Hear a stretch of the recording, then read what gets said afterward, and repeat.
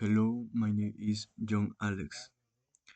My daily routine and my day off. From Monday through Friday, I usually get up at 6:30 a.m.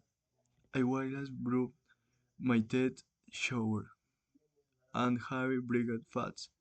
Then I go to university at 9:30 a.m.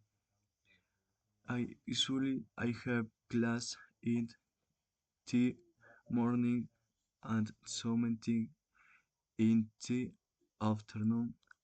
I usually do my homework after school until her family at home. In the evening, I usually have dinner and watch TV for a while. I never go to bed late during the weekend because need to get up early. Todas are different because I have the day off. I might go going to school. I might student homework and relax.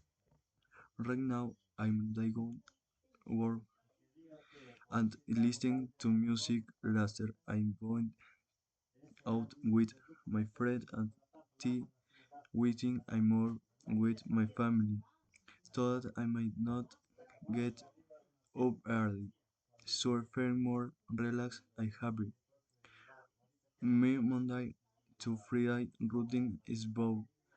But today I might got different activities and I joined my friends' time.